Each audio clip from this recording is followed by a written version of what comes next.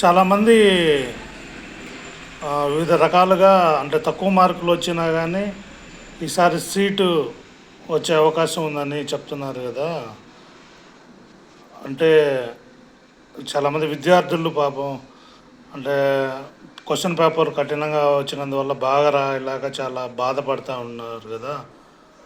వాళ్ళకి అంటే ఇంకా ఫ్యూచర్లో బాగా మార్కులు స్కోర్ చేయొచ్చు, లేకపోతే మీరు రాసిన మార్కులకి మంచి అవకాశాలు కూడా రావచ్చు అని కొందరు అంటున్నారు.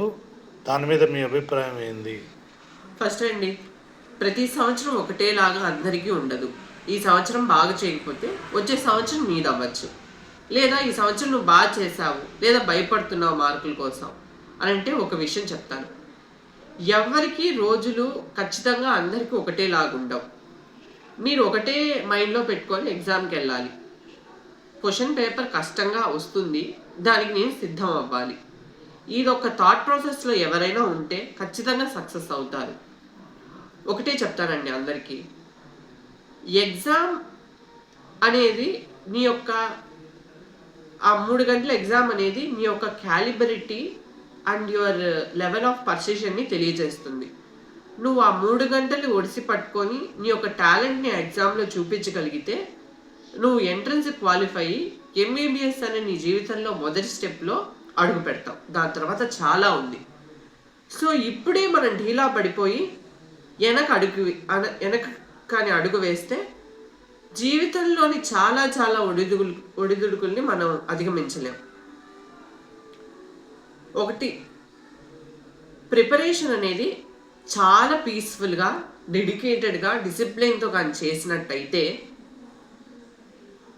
ఖచ్చితంగా మీరు సీట్ సాధించగలరు. ఈ సంవత్సరం కాకపోయినా వచ్చే సంవత్సరం మీరు ఖచ్చితంగా మీకు ఆ పట్టుదల ఉండి మీకు ఖచ్చితంగా నేను సాధిస్తాను, నేను డాక్టర్ అవ్వాలి, డాక్టర్ మాత్రమే అవ్వాలి, ఎంబీబీఎస్ డాక్టర్ మాత్రమే అవ్వాలి అన్న ఒక కోరిక మీలో కానీ ఉన్నట్టయితే ఈ సంవత్సరం వదిలేసి వచ్చే సంవత్సరంకి హాయిగా మీకున్న సోర్సెస్ బట్టి, మీకున్న నాలెడ్జ్ని బట్టి ఎక్కడ మిస్యూజ్ చేసుకోకుండా ఖచ్చితంగా ప్రిపేర్ అయితే మంచి ఫలితాలు, మంచి కాలేజ్లో మంచి సీటు వస్తుంది.